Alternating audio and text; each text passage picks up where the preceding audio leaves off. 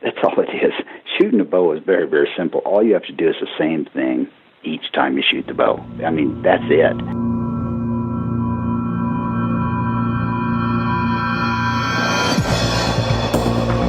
Welcome to the Rich Outdoors, where we break down the tips, tactics, and strategies of hunting's greats to not only help you become better hunters, but to motivate and inspire you between hunting adventures. For more about us, including additional resources on our guests and links to everything we cover in the interview, check out therichoutdoors.net.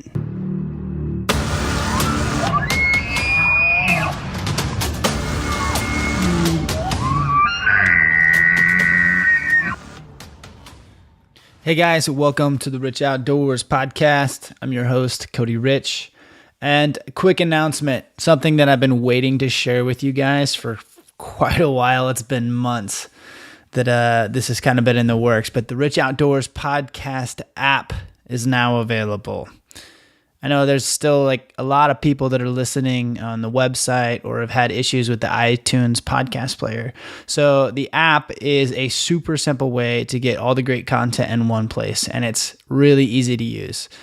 It's been kid tested, and I let my 7-year-old niece use it, and it got approved. So it passed the 7-year-old test. So now you have no complaints. You can also set it up to give you updates when new episodes are available. So check it out. It's 100% free, no charge, guys, and it's also available for Android phones. So if you're looking for a new way to play the podcast while you're driving to work or listening on your runs or wherever you're listening to the podcast, check it out. It's super easy to use. So it's the Rich Outdoors app. It's on the App Store, Android phones, iOS phones, whichever. And if you leave me a review, you'll get a sweet high five from me as well. Alrighty, on to today's episode. If you do not know who Randy Ulmer is, I'm assuming you've been living under a rock or have not spent nearly enough time studying your craft. Not only is Randy one of the most successful hunters ever, he is an extremely successful target archer as well. Randy has multiple world titles and national titles across multiple venues of shooting, including 2 ASA men's professional titles, world titles, 2 NABH professional world titles, 2 IBO world titles, as well as NFAA national and Vegas indoor titles. He knows what he's talking about when it comes to gear and archery. Oh, and did I mention he has also killed multiple state record book animals? Coincidence? I think not. Randy has an attention to detail and a desire to improve his skills like very few people in the world. And I think you'll notice that throughout, you start picking the brains of these very elite hunters, archers, it doesn't matter, any aspect, you start really diving into, what makes them great. And you really see that attention to detail and that hard work pays out time and time again. In this episode, we dive into some of Randy's routines and shooting practice, some of his tips for how to make perfect practice perfect, as well as we talk some very in-depth gear selection. So I hope you guys enjoy the episode. Be sure to listen clear through to the end because we talk about Randy's system for selecting his top arrows, and it is both ridiculous and amazing. I actually read an article years ago about how he selects, his top hunting arrows. And I've kind of adopted a similar routine, not quite as extreme as Randy's because I do not have a shooting machine or dozens upon dozens of arrows. But I think the principle is great, and there's a lot to take away. And I think it's great for guys getting ready to kind of choose their top arrows right now, selecting broadheads and all that good stuff. So hope you guys enjoy the episode.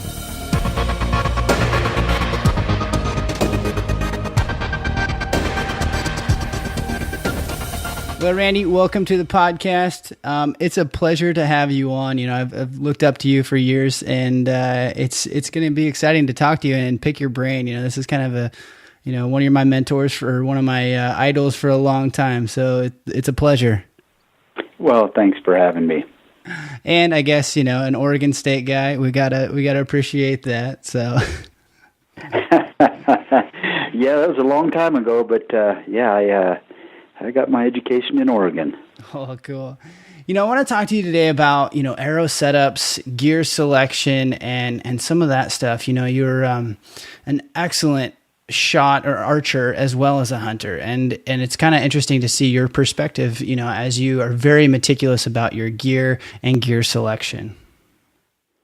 Well, I started out as a hunter. Not very many people know it, but I was bow hunting for a long time before I got into competition. And I got into competition just so I could be a more efficient bow hunter. So I truly appreciate how important accuracy is for the bow hunter. So your decision to kind of move towards, target shooting, was that, what was the kind of the influence for that? And when did you really start getting meticulous about setups? Well, actually, I just joined a bow hunters league, and my brother and I, we bought our bows when we were in just out of high school. We bought bows, and we shot together. We lived out in the middle of nowhere. We worked out in the middle of nowhere. We shot bows just with each other primarily for several years, and we had no idea if we were good or bad or whatever. And I joined a bow hunting league after I graduated from college, and some of the guys there said, "Hey, you're a really good shot," which I didn't. I thought I was decent, but I didn't know that I was actually pretty good. But anyway, and that progressed into shooting tournaments, and from that point, from state level tournaments to national level tournaments, and then to world level tournaments, progressed actually fairly rapidly. So, what were kind of the steps that you took to become better in throughout your career as a target shooter? Well, one of the things that I was blessed with is I was in Arizona at that point, which is my home state, and at that time, which was would have been in the 80s, Arizona had the very best archers in the world, both recurve and compound archers. We had Frank Pearson, Terry Ragsdale, Bob Anderson, and a slew of other really good archers. And so when I went to a local tournament, it was like going to a national tournament. And as are most good archers, they were very, very helpful, very friendly, and they kind of took me under their wing and helped me. And so I went from making a lot of mistakes form-wise to having really good form just because I watched them, and also I was not afraid to go and ask them questions. And again, they were very helpful. And that's what allowed me to progress so rapidly. Yeah, it's it's with everything. The more you can surround yourself with people who are better than you, the quicker you'll excel as well. Oh, exactly. You're always going to rise to the level of your surrounding or your peers, and that was certainly true for me. And I had to go a long ways. I had to get a lot better to even be able to compete with these guys. But they were very giving, very, very giving with their information, and again, they're very nice, and it's just a great community, and that's actually one of the things I encourage a lot of bow hunters to do is join a league or at least find somebody in your area that's a target shooter, because target shooters, we hate to admit it, but target shooters, us bow hunters hate to admit it, but target shooters really know a lot more about their equipment than the average bow hunter. Yeah, I would completely agree with that. I think a lot of bow hunters tend to stick with what works and never really move on from that. And I know I'm guilty of that as well, and not trying to reach out and try new things as much as I should. A lot of target shooters get a lot more practice. It seems like it's easier to switch up gear, and maybe that's just two different mindsets behind it. I start to use gear, and I tend to use it. If it works, it works. And I think a lot of hunters fall into that mindset and not really trying to push the envelope and become better. And maybe that's just because you're surrounded, as a target shooter, you're surrounded with people who are progressively trying to get better and better. Well, that, and you also put yourself up to higher standards. When you're shooting in a target tournament, you really work hard at trying to get to the top of your game. And as a bow hunter, we don't have to be that accurate as long as we limit ourselves to short yardage shots, and our kill zone's bigger than, say, a 10 ring on a Vegas face. So we don't have to be that accurate, but the more accurate you can be, the less game you're going to wound and the more successful you're going to be. Yeah, I think it is something that people maybe tell themselves that they don't have to be as good or good. They just have to be good enough. But I think the difference, in say your success and many others is that attention to detail and being that accurate. There's never a mistake. Well, there are mistakes. Fewer mistakes. There are mistakes, but just maybe not as many. It's funny. I've got a good friend, Jack Frost, who's probably one of the best bow hunters. Well, he is one of the best bow hunters in the world, but he admits himself that he's not as good a shot as he could be. He talks about all the different species, the world records that he would have right now if he could shoot better. And I think a lot of bow hunters are that way. They actually lose opportunity because they can't shoot a little bit better. And my mindset is always to be the very best you can be. If you've got the time to do it, make sure everything's perfect.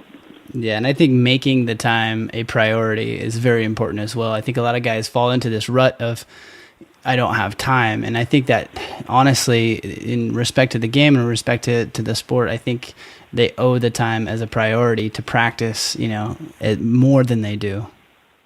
Yeah, well, we all have families, kids, wives, and work, and you can only do so much, and people would rather spend their free time hunting than they would, practicing. So True. It's completely understandable, and I was guilty of that early on as well. I've been able to practice a lot more as I've gotten older, but you can only do what you can do, and that's one of the reasons I kind of preach when I write an article or whatever. I preach quality practice. You can, if you don't just go out and fling arrows, and if you actually focus on what you're doing for the few arrows in the short amount of time you do practice, you can improve immensely. Most people just go out and fling arrows, and when I was competing at the top of my game, I was a practicing veterinarian, and I didn't have much time, and I think that's one of the reasons I improved so much is because when I practiced, I really focused on improving and made each arrow count, and you want to relax when you're practicing, but if you can look at your weaknesses and really try to work on them, or actually have someone else look at your weaknesses and actually spend your practice time working on your weaknesses instead of just kind of flinging arrows, you will improve. Well, let's dive into that a little bit, because I'm curious to know what your version of perfect practice looks like, and kind of how we can take our short amount of time that we do have and be able to practice better and more efficiently. Well, I think one of the things that you have to do, and not all personalities are able to do this, but one of the things that I think is extremely important is to be very self-critical, very self-aware, and a lot of people have serious form flaws, but they overlook them and just say, well, hey, that's just the way I shoot. But if you're very analytical and honest with yourself, admit that you have certain problems, and then work on the problem you think is worse. And one other thing that I do when I practice, and especially when I was competing, is, I would list the issues that I had, and I would prioritize them. And one day I would work on one issue. And, you don't forget everything else. You don't let everything else go. But you just focus on that one issue. And it's surprising if you focus on that one issue, how quickly you can improve if you're honest with yourself, and if you are willing to make the changes that are required. And a lot of people require someone else to tell them that. So if you have a target archer or a really good shot that knows form and is willing to be open-minded about differences in archers, because some coaches, if I had to criticize them, it would be that they want you to shoot their way, and not everyone shoots the same way. Even professional archers, everyone has a little bit of different method. So if they're open about different methods, if you can get somebody to watch you, or if you're very analytical, judge yourself and be honest with yourself about what your problems are, and work on one every day. The other thing is to make sure that every arrow you shoot is shot with purpose. That's one thing I will never do, is just go out, even though I don't compete much anymore, I will never go out and just fling arrows. It will develop bad habits. Archery is a very disciplined sport. It's kind of like golf. You just can't make any mistakes if you want to be the very best shooter you can be. Now, I want to back up and talk about, you're talking about the form issues and being honest with yourself. Could you give it like a specific example? And maybe it's either a common flaw that most or a lot of archers have, or maybe one that you had it within yourself, and how you go about fixing that. Because it's easy to say to have perfect form or to be honest with yourself about the flaws. But what are some of the flaws that you see within archers? And then how would you recommend fixing that? Well, that's really easy. The one biggest form flaw that archers have, bow hunters especially, not so much target archers, is they punch the trigger. I mean, I don't want to give a percentage, but it's a very high percentage of bow hunters that jump on the trigger, and you'll never be as good as you can be, especially under pressure. The shot that you really want to make, you can never be as good archer you can be unless you have a surprise release. Among top target archers, there's less than 1% of them that punch the trigger, and you have to have a very special personality to be able to do that. But the best way to get rid of that issue is it's kind of a long process, but it works.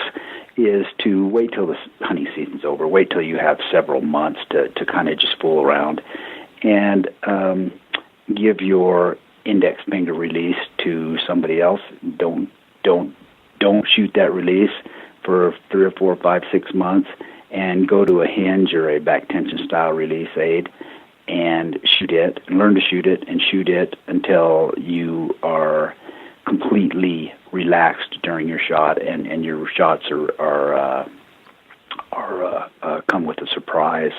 And I actually spend a great deal of my time, even though I hunt with an index finger release for the most part, I will practice the vast majority of the time with a hinge style release aid, just to keep myself honest. So, yeah, and this is one of the questions I had for you is I know you do a lot and you recommend a lot with a surprise release, but yet you hunt with an index finger release. Tell me a little bit about why and the reasoning behind that. Well, if you discipline yourself, the index finger release should still be a surprise, and mine is. However, if you aren't disciplined and you always practice with a hinge style release, human tendency is to want to trigger the release when the pin is on the spot, and that's just going to lead to a whole bevy of form flaws problems. So the reason I shoot with an index finger release is because it's handy. You never lose your release. It's quick to attach. And I may not be able to shoot quite as well with that, but it's quick. And sometimes, especially if you're hunting, whitetail, for instance, from a tree stand, and a buck might be just walking through, and you got to make a quick shot, in an opening between trees. Same thing with an elk in the rut. A bull's always moving, and you just kind of need to be able to shoot quickly if you have to shoot quickly. And the thing is, you can shoot quickly and not develop bad habits if you practice enough with your hinge style release. Years ago, 10 years ago, I shot what's called the ESPN Great Outdoor Games, where we had to shoot lightning fast. And I didn't develop any punching problems while I was competing in those tournaments, primarily because I only shot my index finger release, for a short period of time just to practice it. But when I was doing the majority of practice, again, I shot a hinge style release. And I've really never had a punching problem, but everyone has that tendency a little bit. And a hinge style release would just keep your mind calm. What happens, and I assume it happens with other people, because this is what happens with me, is when you are aiming, you have this anticipation. You want the release to go off when you want it to go off, because you're kind of moving around, your pin's moving around, and you really want that pin to go off. So you have a lot of anxiety around the shot, and that's what leads to punching. If you teach yourself to shoot a hinge style release where you know you can't punch the release, it just teaches you discipline. It teaches you patience, and it just teaches you to stay with the shot until it fires. And you can take that training and move it to your index style release aid. And as long as you don't shoot that release aid too much, then you'll be fine. And every person is different. Some people can shoot an index finger release aid continuously and never have a problem, but they are in a tremendous minority. So you have to have a training device just to keep you honest. No, that's understandable. Do you think there's anything to be said for the trigger pressure that you have on an index finger release and having it at a certain weight for hunting?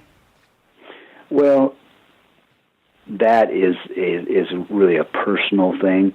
One of the problems with having a really heavy trigger is I don't know that it's as easy to be very accurate with a really heavy trigger, because as you pull on the trigger, you actually create torque in the release, and that's a whole other subject. But because it's really hard to pull it straight back, and what happens is you tend to torque the release a little bit, and I find that you get left and right shots with that. So, but I mean, it would keep you much more honest. But I think it doesn't give you the pinpoint accuracy that you would like to have. However, I think what you're getting at there is you're much more likely to develop the likelihood of punching if you do have a hair trigger. Mm-hmm. Yeah. So you're kind of walking a fine line there between punching the trigger and then having a real heavy trigger affect your accuracy. Yep. Yeah, and that's pretty common. Huh. Interesting. So when we talk about hover and pen movement and things like that, how does that change between having a tension release and a finger release? Actually, I can hold an index finger release steadier, but there's something about a hinge release once you learn to shoot it properly that kind of, when I'm shooting a hinge release very, very well, I will actually hit. My grouping size will be smaller than my hold size, if that makes sense. Whereas an index finger release, that's very often not true. Something about the hinge release and the way you shoot it kind of tends to continually center the bow, center the pin. And it seems like when the shot goes off, there's some centering, some magical centering deal that gets the arrow to hit closer to the center of the target than with an index finger release. But I actually hold better with the index finger release, and I think the reason is in order for a hinge release to fire, there actually has to be movement. You're actually moving that release, and I think that's one of the reasons that I don't hold as well. But with an index finger release, all the weight is actually on your wrist, and there's no movement at all. In the release, there should be no movement at all, and because of that, again, I can hold steadier that way. Yeah. Now, I want to dive into a little bit of your practice routine, because I know you're heavy on perfect practice makes perfect. What's your practice routine look like, and when do you decide that that's enough arrows? Because a lot of guys push themselves, especially if they wait too long. Their arms aren't quite as strong as they need to be, so they're pushing themselves and creating bad form. What's your practice sessions look like, and how does that develop throughout your training up to season? Well, let me answer just one of those questions first, and that question is you wanted to know how many arrows is enough arrows. Mm-hmm. I think it's very important not to shoot when you're really tired. You are going to develop bad habits, but people say, "Well, I need to get in shape." Well, here's what I do on almost every practice session, especially when I first start shooting, let's say at the beginning of the season, whether it's spring or early summer, when you're just kind of thinking about bow season, and you're not in really good shape. What I do is once I get tired and once I start, you know how good you shoot group. Once your groups start falling apart, you're really teaching yourself bad habits because your hold isn't very good and you're more likely to try to time the trigger. At that point, what I do is, in order to get in better shape, because it's very important, one of the things people ask me is, how do I hold better?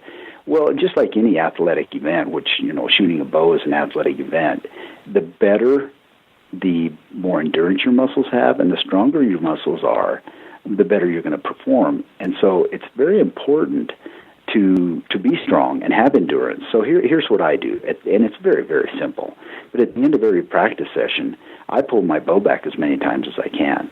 And for my hunting bow, I shoot about 70 pounds. And for my hunting bow, that will be at the beginning of the season, it might be 10 times, but at the end of the season, I can pull it back about 20 times. And then the very last time I'm able to pull it back, I'll hold it, and I'll hold it as long as I can before I start really shaking. And I don't shoot the shots. I'm not pulling it back and shooting it. I'm just pulling it back as many times in a row as I can. And then I hold it to give myself a little more endurance on the whole part of the cycle. And what's really important, we've all been in the situations where we've been at full draw on something forever, waiting for it to take a step. And it's remarkable how your whole time will change from the beginning of the season if you do this every practice session to the end of the season. I mean, you can go from holding, say, 30 seconds to holding, 3 or 4 minutes. And that's how I get in shape. Don't get in shape by shooting a whole lot of bad shots after you've gotten tired. And you can go to the weight room, do other different things, but this is something simple, and you remember to do it because it's at the end of your practice session. No, that's great advice. I do that as well to try to maintain that, to be able to hold it back. I think that's great advice. Usually I'm the one shooting the arrow, so it's probably good advice that I should stop shooting the arrow after I hold it for a minute.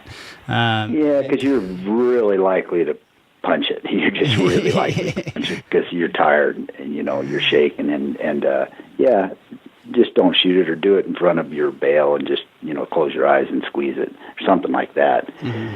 But we archers are very fragile bunch mentally. It's very easy to fall into bad habits. And so what you have to do is just know what precipitates the beginning of the first step down the slippery slope and just never take that step. That's very good advice. What's your thoughts on practice per times per day? And I know this is very dependent on someone's schedule and things like that. One of the things I try to do is shoot less arrows but more often, and what I mean by that is try to shoot just a few hours throughout the day, small amounts, just so I'm staying very consistent with my shots. Well, one of the things I encourage people to do, and I used to do it a lot, because I would have when I first started shooting, my first arrow of the day and my 10th arrow of the day would hit in a significantly different place because I had warmed up and things changed as I warmed up, and I wanted to get my form to the point where my first arrow would be the same as my 10th arrow, because what tends to happen is you sight in over a period of time when you're warm, and then when you shoot your first arrow of the day, it's off, but then you don't change anything because you want to wait till you warm the sight in. Well, the problem is, the first arrow you shoot at game is the only arrow that counts. So, if you sight it in when you're warm. So anyway, what I do is I'll just take one shot, just like you're talking about. Just keep my bow in the garage, and when you walk by, pull it back and shoot one shot, and try to figure out what it is about your form that changes as you warm up. And typically what I think what it is for me, what I know it is for me, is relaxation. As I warm up, I become much more relaxed. And so what I try to do is on that first shot, make my whole body relax, obviously, except for the muscles that you have to use to hold the bow back. But if you've shot enough, you know what I'm talking about, the difference between a relaxed shot and a tense shot. Mm-hmm. And your first shot tends to be a tense shot. So I think it's a great practice routine to do that. As far as how often to practice, when I was young, I'd shoot every day. One of the things that as you get older, a lot of people end up developing shoulder problems or maybe even elbow problems from shooting a bow a lot. What I encourage people to do is after you get 35 or 40 years old, just practice every other day. And it's just like running or any kind of exercise, give your body time to recover, because, archery, again, it's kind of exercise. And when you shoot a bow, especially if you're shooting your hunting bow, a heavy bow, it does a little bit of damage to your muscles. It just breaks things down just a little bit, and your joints. And you need to give those bones and joints 48 hours to heal before you hammer them again. And I think if you'll do that, you're less likely to have injuries. Absolutely. What's your thoughts, Randy, on shooting different types of targets? A lot of guys like to practice on 3D targets only. And I've heard, a lot of people say that, the single shot, because that first shot counts and that's what it's going to be. What's your thoughts on different types of targets? Well, as a bow hunter turned target archer, I've always been a bow hunter, but I think shooting at a target, for me, a round target, a face target, forces me to have discipline. Now, a great deal of my competitive archery was on 3D targets, obviously. However, when I was practicing, even for 3D, I spent a lot of time practicing on a target face because it forces discipline. You have a lot more forgiveness on a 3D target because, again, you're just focusing on hitting the kill zone. And because you can't really see the 12 ring, you can't see the 10 ring. You're just aiming for the target. Now, if you got target panic, that might be a good thing to do because some people are more likely to have target panic or punch the trigger when they're shooting at a target face. But for pure discipline and purely teaching you the repetition of shooting a great shot, I would highly recommend a target. And people say that they can't shoot at paper. Typically, I think they're hiding some sort of problem. I don't think they're being honest with themselves. I think they're taking the easy way out. If you and this, and it needs to be fun for you because this is not, this is not our job. This is what we do for fun. Mm-hmm. And this is recommendations only if you want, if you seriously want to improve. I think this is what you need to do. If you seriously want to improve, I think you have to, and bow hunters will hate to hear this, but I think you have to become a little bit of a target archer. And that's how you will become more accurate. And then all those things you learn, the archery shot is exactly the same, whether you're shooting at a Vegas face or whether you're shooting at a 3D target or whether you're shooting at a real deer. The shot is exactly the same. And the more you teach yourself to repeat that shot exactly over and over and over again and get that into your muscle memory, and it becomes second nature, and all your bad habits disappear, the more likely you are to have that perfect shot when you're shooting at a deer. Yeah, I completely agree. A lot of people will say not to group shoot because it teaches bad habits. And I found that for me, group shooting, I'm always trying to get tighter and tighter groups, and it forces me to concentrate and to have better form, better function. So in the end, it makes me a better shooter if I am shooting a single arrow at a 3D target or at an animal, either way. Right. No, I agree. Repetition is the key. Repetition, because that's all it is. Shooting a bow is very, very simple. All you have to do is the same thing each time you shoot the bow. I mean, that's it. And it's so simplistic, but we make it more complicated than it has to be. And the best way to learn to do it the same way every time and know what your results are and be able to quantify your results is to shoot at a paper target. Yeah. So what's your thoughts on distance and kind of practicing at distance? It's become very popular to practice out to the long ranges. And I know I do it, and it really helps me focus. And again, you have to really focus on form and function at those longer distances. What's your thought on practicing at different ranges and how that equates to better hunting? Well, I practice. I shoot a lot at 100 yards. And I hate even to say that because when people become proficient at shooting in their backyard at 100 yards or 80 yards or 60 yards, whatever it happens to be, they get a false confidence. I very, very, very rarely shoot at anything over 50 or 60 yards in the field, even though I feel that I'm very proficient at 100 yards.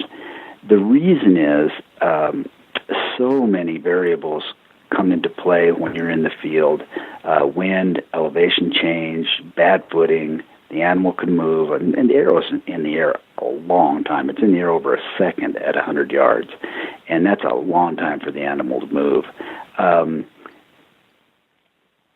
I like people to practice. Well, I like to practice at long ranges because everything you do, every mistake you made is amplified. You really learn to respect the wind and what it does to your arrow, and you really learn to respect elevation and what it does. And you learn to respect that a lot of things can happen with your arrow at that distance. But a lot of people can become very proficient, especially with today's bows. They're so great now compared to what they were 15 or 20 years ago. And they become so confident. And I just yesterday I talked to a friend of mine, and he was relaying a story about a guy that he was helping on a hunting trip. This guy's very, very efficient at 100 yards. Well, he shot over a dozen arrows at long distances at game before he was finally able to kill what he was after over a week's period of time. But he said at the target he would just nail it. Well, the problem is when you get out in the mountains and you've got the wind and you've got buck fever, you've got the adrenaline and everything, it just isn't, you are not going to be as accurate. And I don't think it's fair to the game, and I don't think it's fair to bow hunting, really. And one of the things that bothers me most, especially about rifle hunters, is they're always bragging about how far they shot something, but I just cringe because my biggest goal is to have one shot, one kill every time I go hunting. Now, obviously, no matter how good you are, how careful you are, that's not going to happen. But the higher the percentage you can get, the better off you are, and that means a broadside shot well within your effective range at a calm animal, and I think we owe it to everybody in our sport and to the game to do that. Mm-hmm. So how far is too far to Randy Ulmer? Anything over 60. Anything over 60? Yeah. Now, and I say that, but I'll be the first to admit that if I said I've never shot anything over 60, I'd be a liar. I have taken a few shots over 60, and I've shot some things on a second shot well over 100 yards. I mean, if I get a good arrow into an animal that I know is going to be lethal, or at some point I will shoot again. I mean, the longest shots I've ever made are 208-yard shots. Both those, one was a buffalo, one was an elk, both of those I'd already had a killing shot, but I'm of the opinion that, as long as a big game animal is still standing and you can get another arrow into him, do it. So I do have sight marks out to 100 yards for sure for that follow-up shot. But most of the things I'm hunting, I've kind of got to a point where I spend a lot of time scouting if I have a good tag. And usually I'm hunting, one animal or two animals, and after I've spent weeks and weeks and weeks scouting that animal, the last thing I want to do is wound it. So I tend to rely on my stalking skills a little bit better and get to the point where I know I'm going to kill that animal when I shoot. Yeah. It can be hard, though, and I know you've probably been within almost bow range of a lot of really great animals, and I think that self-talk and having that number in your head before you get to making that decision is very important. I think a lot of people try to make that decision, the ethical, moral decision, when there's a lot of things sitting in front of them that can, sway that decision another way. There's a 200-inch mule deer in front of you. You tend to compromise things, and I think it's important to have a number in your head and stick to that. It's interesting you say that, because that's actually what I do. I have a number, and that number is 60. I say I have to get within 60, and I'd rather get to 50, and I'd really kind of rather get to 40, and actually I don't like to be any closer to that than, if we're talking mule deer, I don't like to be much closer than that, just because so many more things can go wrong when you're that close. You get within their zone where they don't allow anything to happen. They don't tolerate anything. So, yeah, 40 to 60, but I won't even think about pulling my bow back till I get to 60. That's interesting. And then I get a green light. And at 60 yards, if I've got a broadside shot, no wind, and level ground, I'm pretty darn confident. Unless something goes wrong, that I'm going to make a killing shot. unless they jump the string or something goes wrong. But so that's kind of where I get my green light, psychologically or mentally. So one of the things I really wanted to talk to you about is kind of going through your arrow selection. And I know you kind of take it and are very meticulous about how you get down to your arrow. But let's start a little bit bigger and, in choosing. How do we go about choosing the right hunting setups as far as arrows, fletchings, and broadheads? Well, well, first of all, let me qualify that I'm primarily, almost exclusively, a Western hunter, but when I write articles, I tend to think about, because I've hunted whitetails a lot, and I try to think about whitetail hunters and how things are a little different than most whitetail hunters. Don't shoot the long shots that we typically take out west. When I'm talking long shots, I'm talking about shots over 30 yards. I'd say the vast majority of whitetail hunters I know, most of their shots are 30 yards or under. So I'm going to answer that question from the viewpoint of a Western hunter. And one of the biggest variables in the West, if you're a good shot, a decent shot, the biggest variable in the West is the wind. The wind and uphill, downhill. But let's just talk about the wind.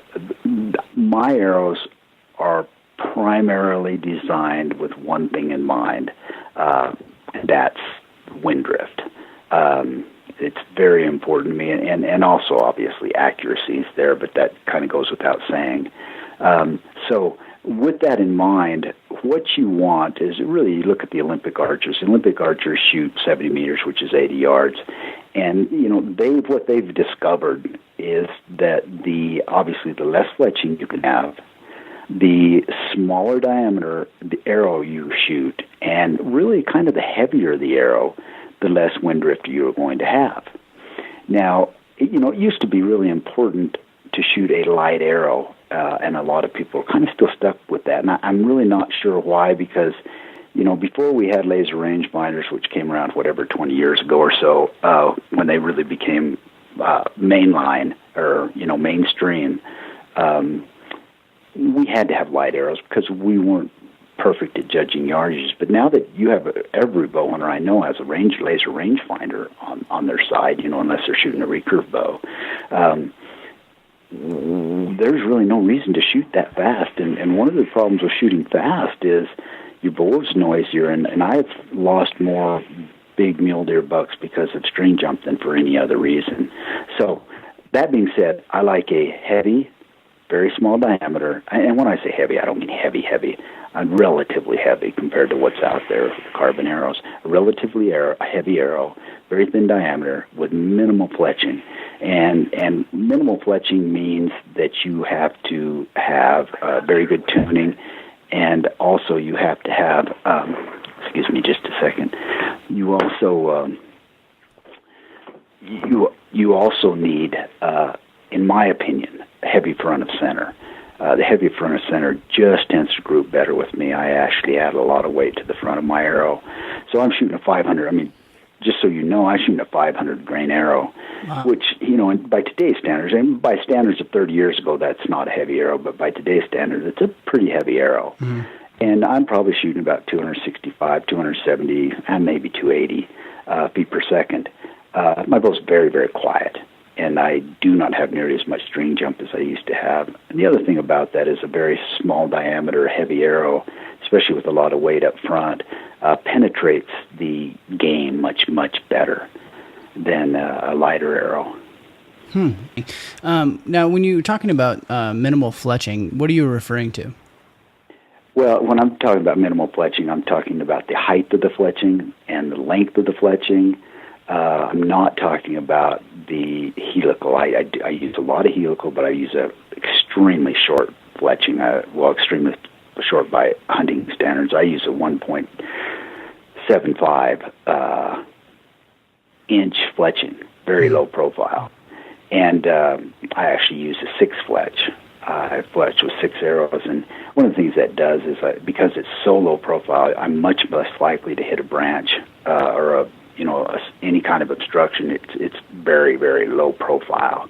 But yet with the helical fletching, the arrow starts spinning very quickly. And I've got 6 fletching, so the arrow starts spinning very, very quickly, and doesn't have nearly as much wind drift as, say, a high-profile, longer fletching would. Mm-hmm. Okay, and so how do you couple that 6 fletching on the front end with the broadhead? What's your broadhead of choice?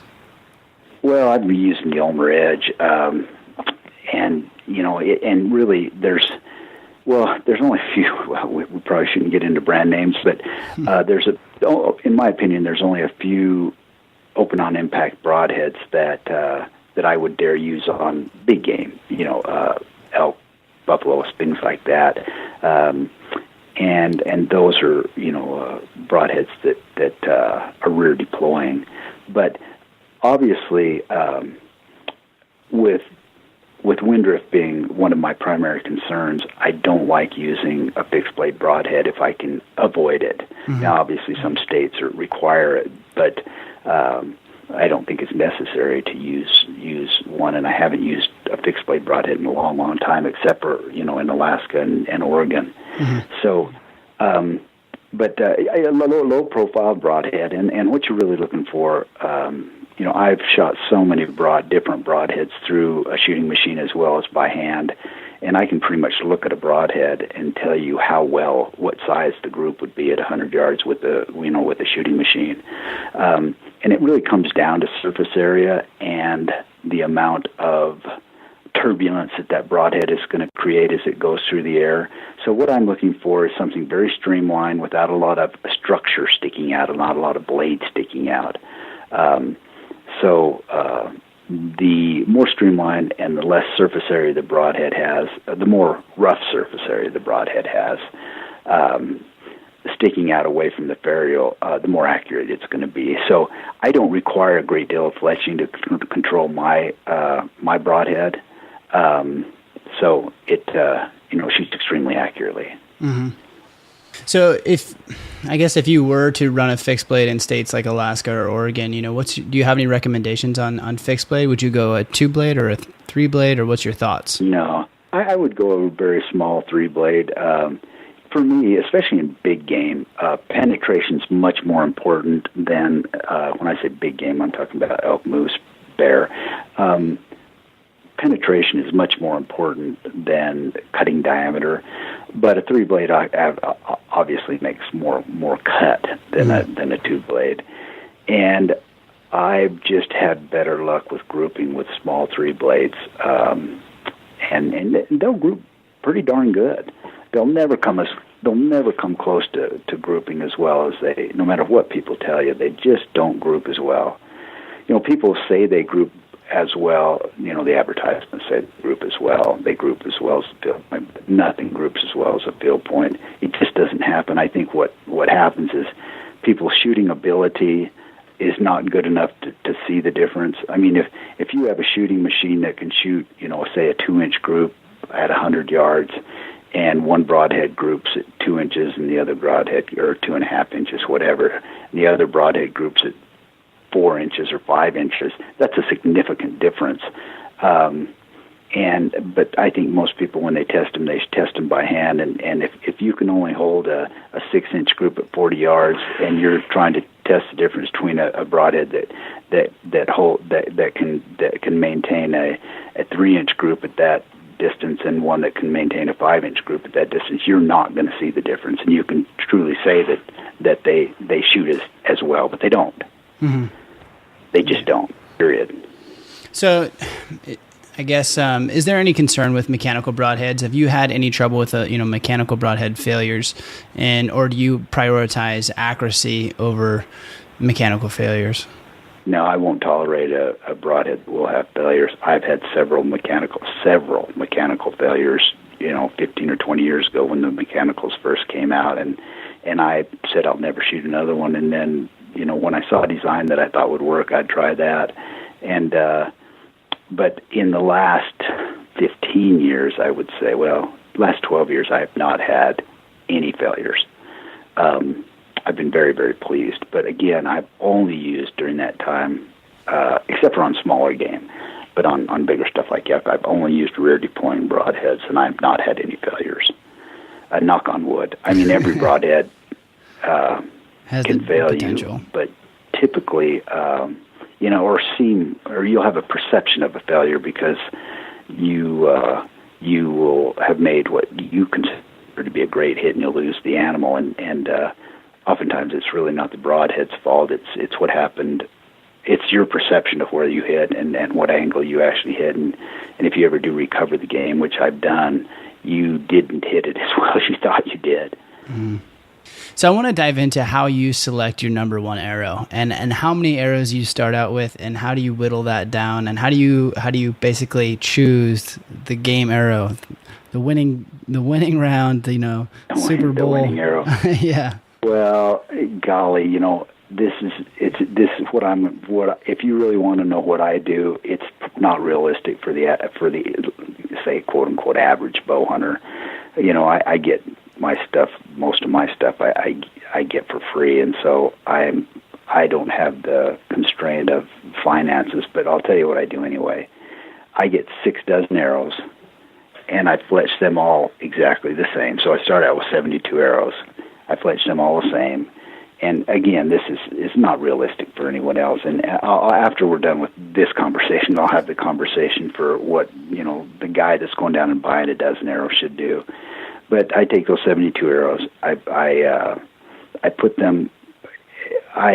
First of all, I shoot them. I weigh them. I get them within 1/10 of a grain each, and I shoot them at 100 yards with a shooting machine.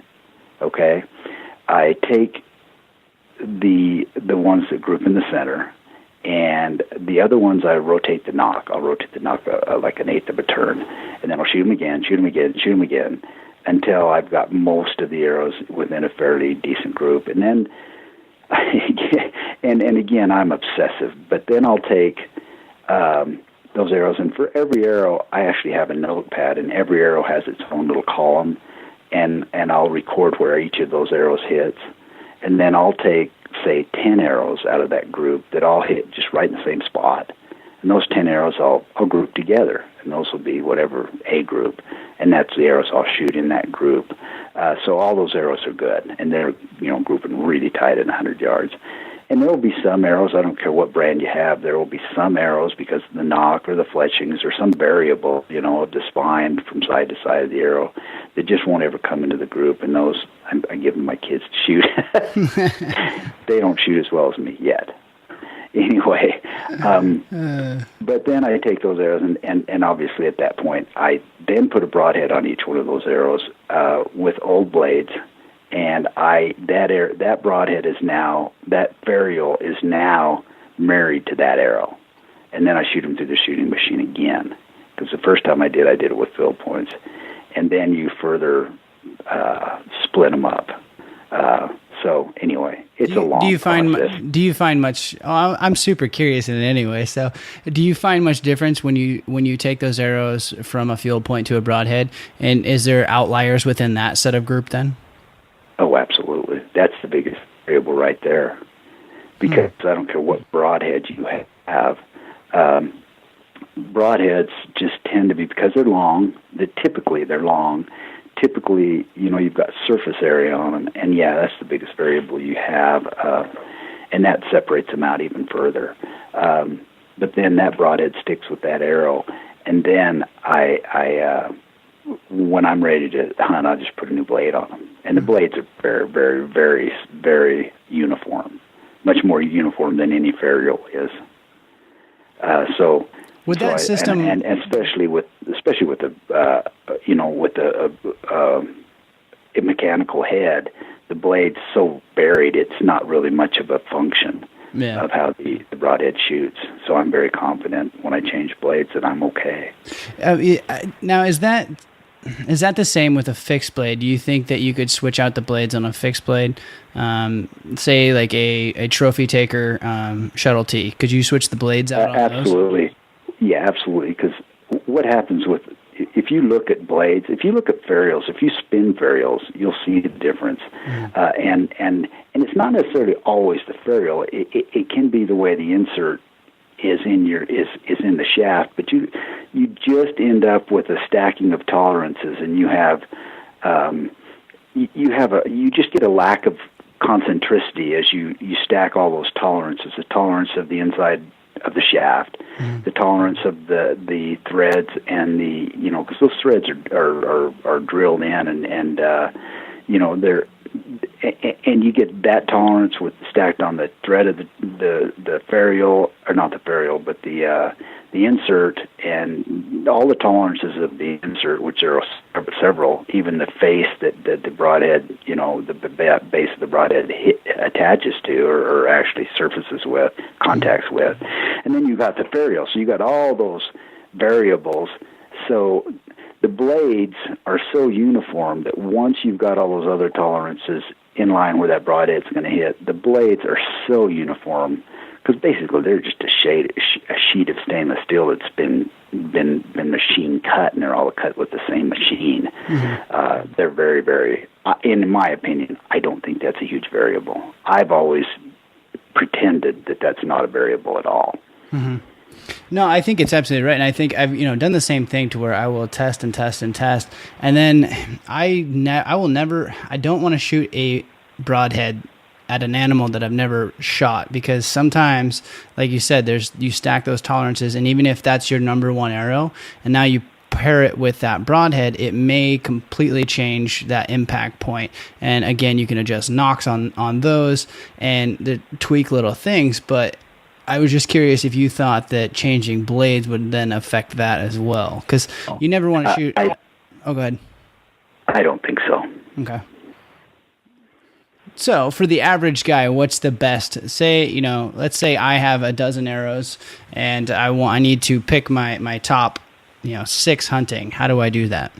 Okay, what I would encourage you to do is, if your budget's really tight, buy a dozen arrows.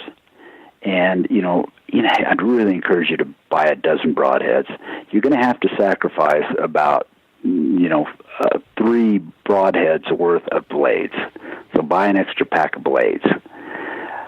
Take those 3, let's say they're 3 bladed broadheads. Take those 9 blades that you've got, and just interchange them from arrow to arrow to arrow. And if you don't have a shooting machine, which most people don't, then don't shoot if I never shoot my well, I shouldn't say that. At 100 yards I do, but I'm shooting, never shoot fixed blade broadheads at the same target. Pick several spots and just shoot one broadhead at each spot. The best thing to do, if you've got pretty good form and you're a pretty good shot, the best way to group your arrows is to take to document it, and you'll find patterns. So what I do is I just take a sheet of lined paper, and I draw, say, 5-10 circles for each arrow number 1 through 12. And then when you shoot that shot, you know where your pin was when the arrow went off. Okay, so don't mark where the broadhead or where the arrow hit on the target. You mark where it hit compared to where your pin was when the arrow went off, because none of us hold that steady. So let's say you were high left on the target, and that's exactly where the arrow hit. Well, that's good. So you put the dot in the center of the circle on your notebook. But anyway, shoot each of your arrows through the summer. Shoot them 10, 15 times with the broadhead on. And obviously, you're going to just have to do it 3 arrows at a time, or you're going to have to be willing to sacrifice more blades.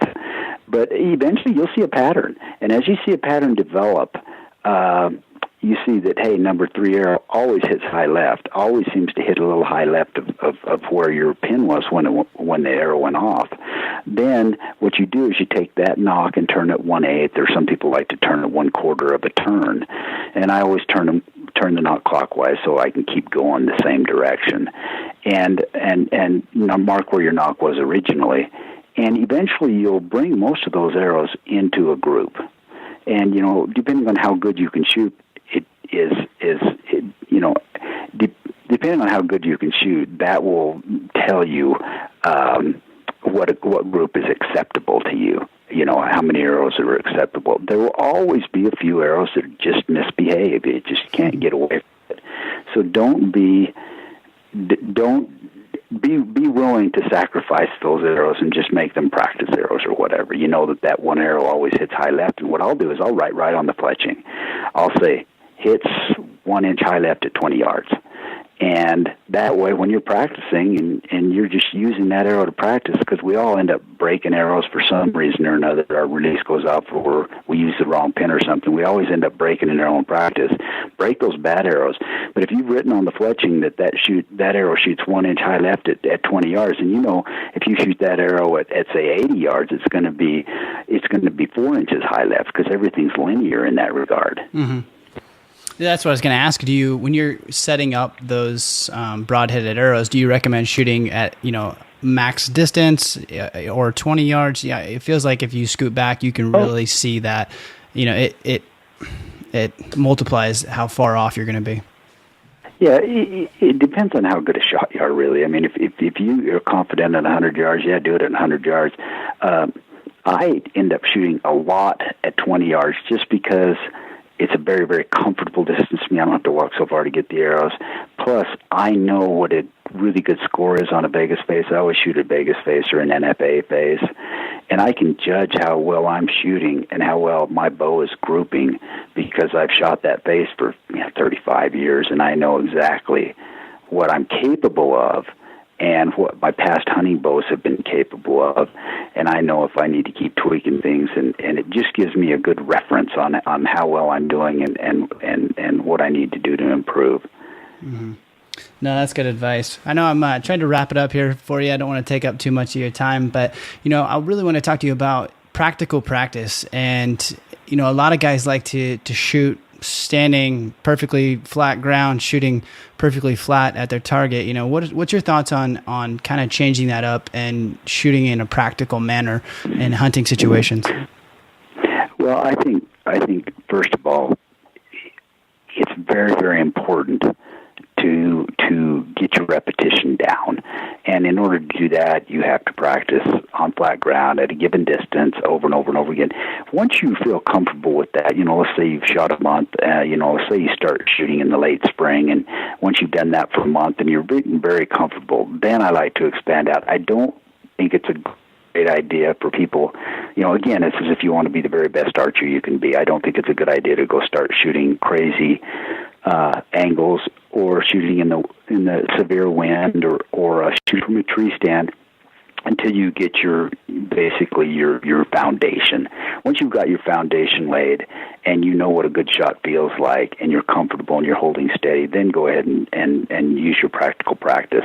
But I am all for it. I think it's very important. As a matter of fact, right outside my archery door, I got a little archery room closet thing, and right outside my archery room door, there's a severe angled hill that comes down, mountain that comes down to the archery room, and I have a target that from there is 80 yards up at a 37-degree angle, and I shoot that, and then I shoot that throughout the week, and then once a week I climb up the hill. It's a pretty good climb, and because it's a big rock slide, I climb up the hill, and then I shoot back downhill. Because a lot of my shooting is up and downhill. And then one thing that people will hesitate to do, but I really try to do it, is go out and shoot in the wind and even go out and shoot in the rain. I grew up in Arizona, and we don't get much rain there. And, my brother actually came up to Colorado to hunt with me, and I told him, I said, you're going to hit low, and we were shooting in the rain. And I go, so you're going to hit low in the rain? He goes, why? What are you talking about? Because we never shoot in the rain in Arizona. It's raining real hard, and it's significant how low you hit in the rain in a hard rainstorm. So all those different things, shooting from to the left around a tree, to the right around a tree, because, very rarely do we stand right out in the middle of the open and get a shot. Usually you sneak up behind a tree, at least for us Western hunters, and you're going to either lean around the left side of that tree or you're going to lean around the right side of that tree to shoot. And the other very important thing is to shoot with bad footing, or shooting sitting down or kneeling down or whatever. So yeah, I'm all for that. But wait until again, those things can develop bad habits. The vast majority of your practice is shooting good shots, and then you sprinkle the awkward shots just to know how you react, and you also figure out what you can do to make a better shot shooting uphill. Like I always tend to shoot left uphill and right downhill, just the way I shoot. And because of that, I've learned why I do that, and I've learned to compensate. And those are the things you're talking. The same thing, you know, if you twist, if you stand, you know, with your feet, say, almost straight away from the target, and you twist around and you shoot at the target, which sometimes happens in a hunting situation. You know, if you shoot that shot enough, you know how to compensate for the changes that's going, because you kind of wind up like a spring, and once the arrow's gone, that spring starts to unwind, and it affects your impact point. So, yeah, just as many bizarre shots as you can think of, and pretty soon you're going to kind of get a feel for what causes you, what is creating the misses that you're making from these awkward positions, and then you learn to compensate for it. Yeah, absolutely. And I think that's so important. And I think that's the difference between the really great hunters and the guys that just don't quite get it done every year. Yeah, well, exactly. You kind of you get out of it what you put into it. Exactly. Well, thanks so much, Randy, for sharing with us. You know, I got a couple more just quick questions. One that I'd like to ask is, you know, what advice would you give your younger self? And you know, if you could go back and give yourself a piece of hunting advice or life advice, what would that be? That's going to be another hour's worth. I'd give myself a lot of advice, but just purely hunting advice, I would say don't be so serious. That's good advice. Yeah. And then maybe not be so serious, but have more fun. Mm-hmm. I think a lot of kind of wrapped up in it. You know, you get so serious and so intense and so into it that you know, you kind of forget to stop and smell the roses a little bit. Absolutely. I know I am guilty, and I know a lot of people are guilty of not really stopping to smell the roses, so to speak, as we're hunting, and so wrapped up in success and trying to get it done that we forget why we do it. Yeah, it's okay to take an evening off, you know. Not going to kill anybody. Just relax. But thank you, Randy, so much for giving us all the advice and tips, and best of luck this year. You got any big hunts planned this year? I'm sure you do.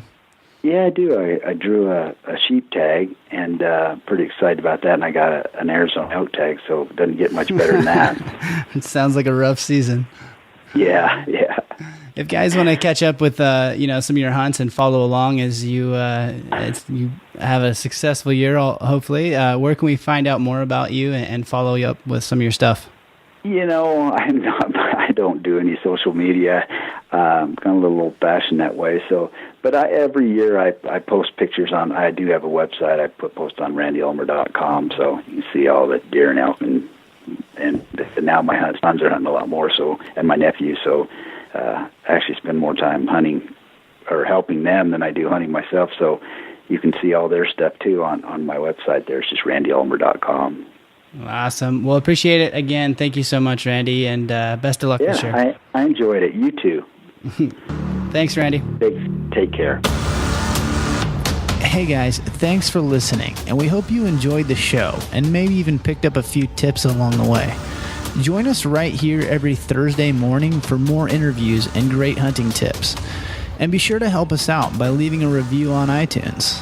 For more information about this show and the rest of our guests, check out the show notes for links and additional resources on our website, www.therichoutdoors.net.